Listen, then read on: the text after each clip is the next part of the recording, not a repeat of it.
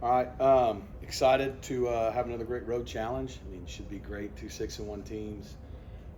They've been incredible at home, and I mean, we know what they've got playmakers in all three important levels on offense: at quarterback, running back, and receiver, and then defensively, they've been incredible, especially in our league. They're leading just about every category that matters, from third downs to scoring defense, to pass defense, total defense. They're number one in the country in tackles for loss, which is a calling card of Manny and his defenses.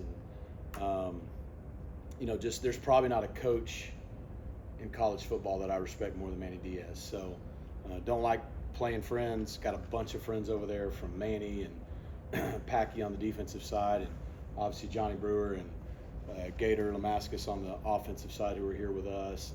David Feely's the strength staff, the strength coach there. Just great people. They do it for the right reasons. Manny's awesome at creating winning cultures, and I think you've seen him do that there.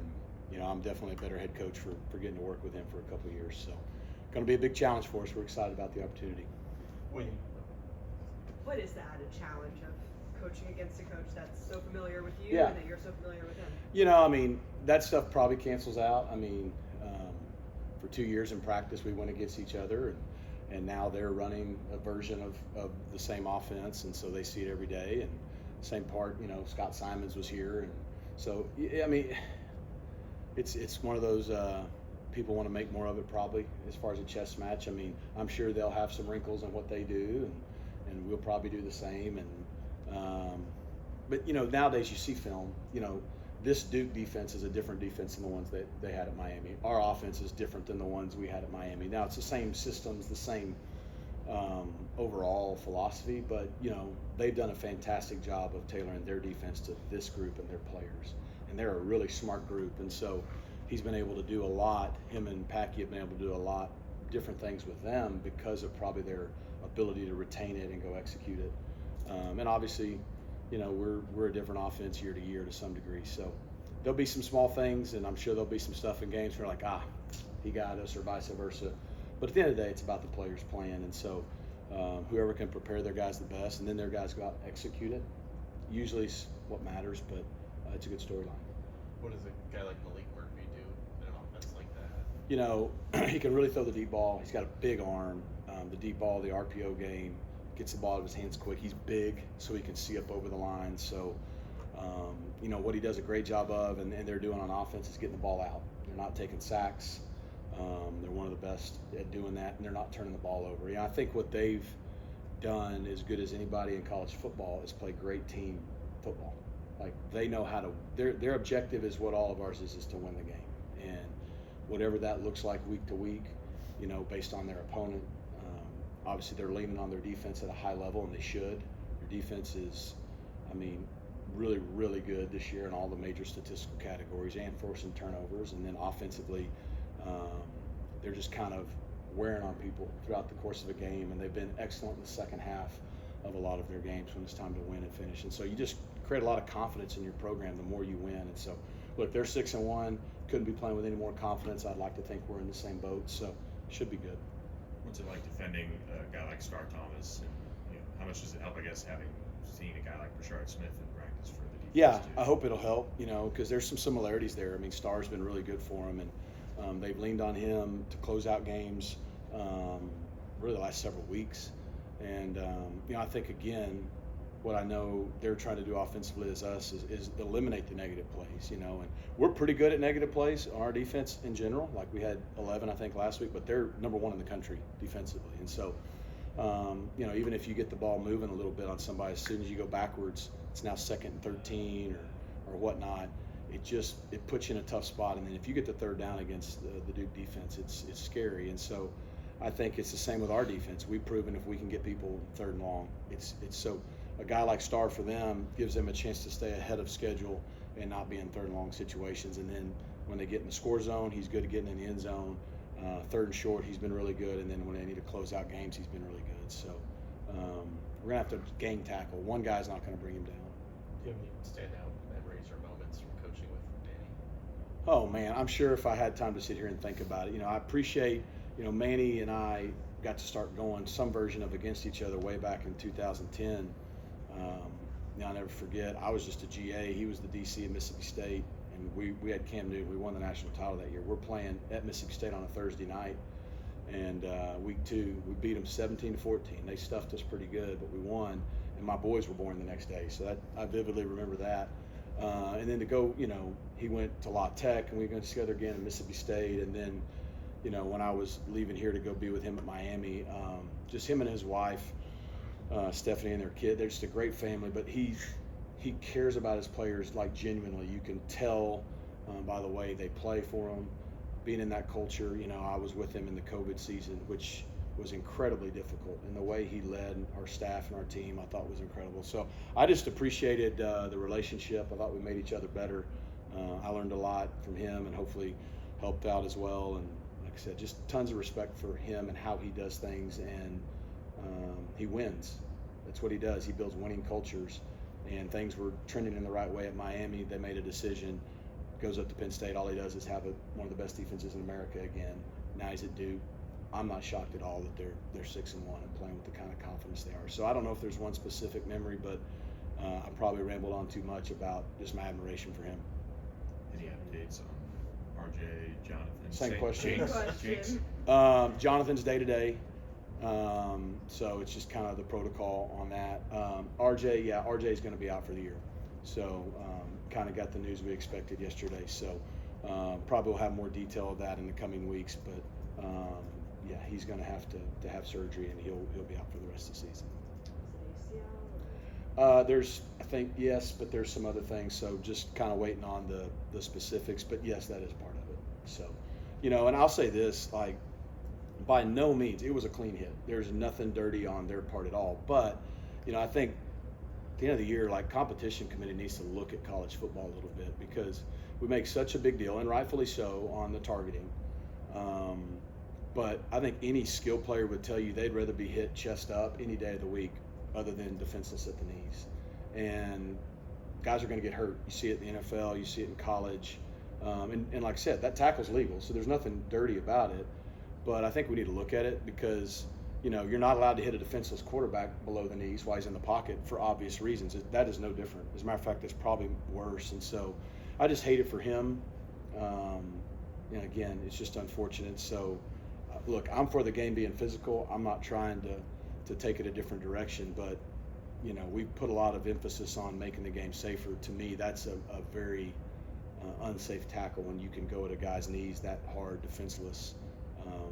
I think that's why you see when that happens, a lot of times guys get hurt. But he'll push through it. He'll be better for it, and he'll make a full recovery. And I still think he has a huge future ahead of him. How is he?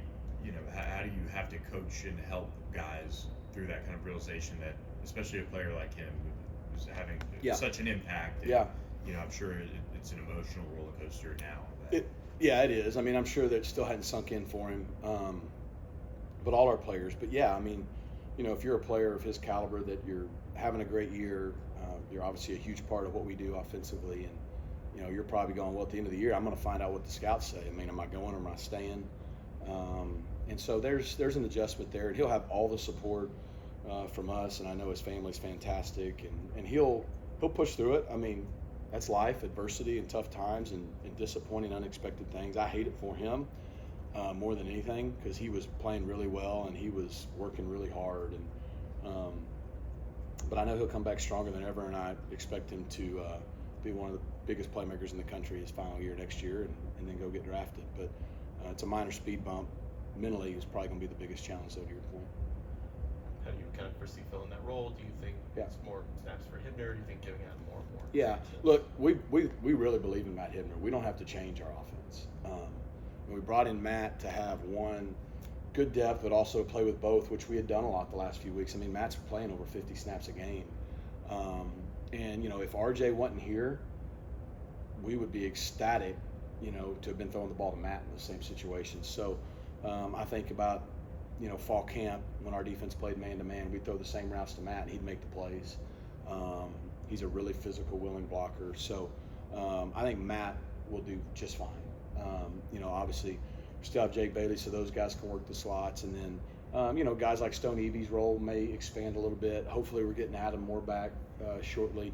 he's had some nagging injuries. And then a guy like Trip Reardon, I mean, you just next man's got to come up, and the level of depth changes. You know, same thing in the slot. I mean, Roderick Daniels has been playing a lot of running back. That'll continue, but he can also play receiver. I mean, Roderick can do it all. So, and then guys like Carter Campbell. So the depth has to raise its level, but in terms of the guy starting, I don't expect a drop off.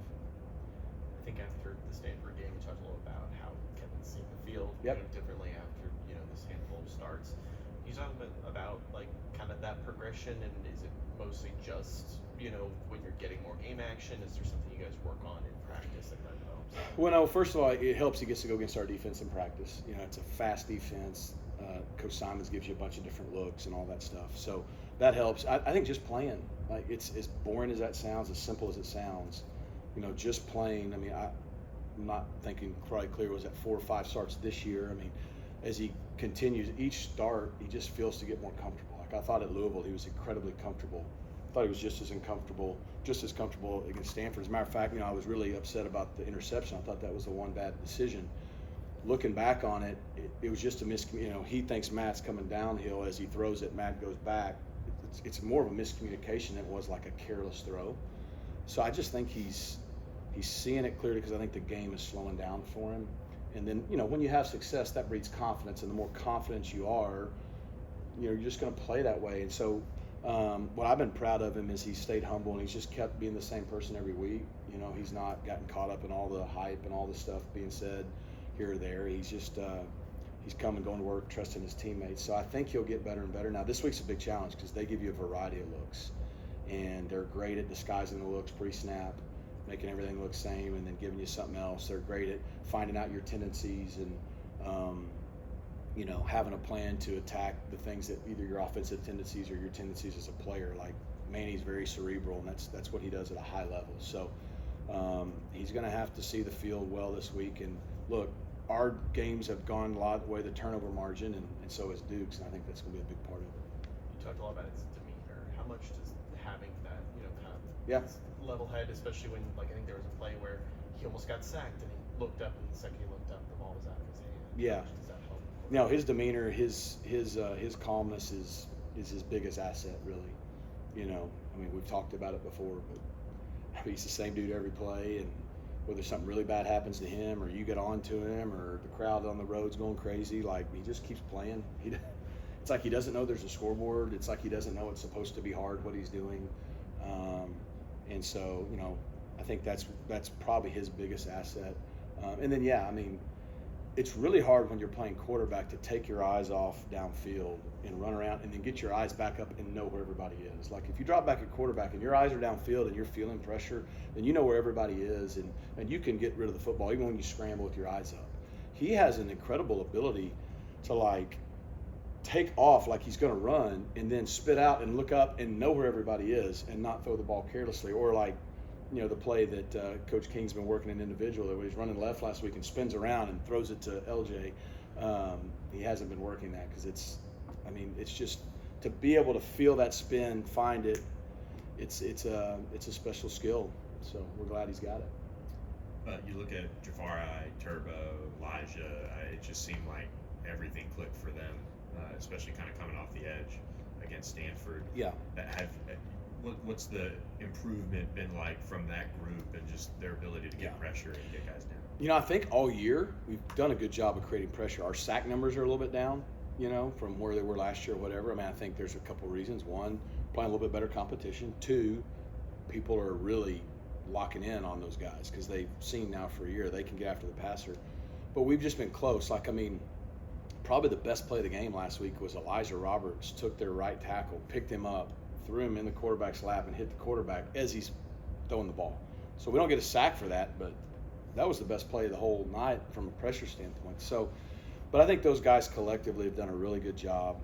I think last game, when you stop the run like we're doing, you get a chance to get people in obvious passing situations, and when you get ahead, and they took great advantage of it. I mean, it was good to have a game with 6 sacks and I think 11 tackles for loss. But Jafari, career game, but him and Turbo and E-Rob and Harrison, all those guys, Cam, we've known they've had it in them, so it was good to see them start being able to finish and get home.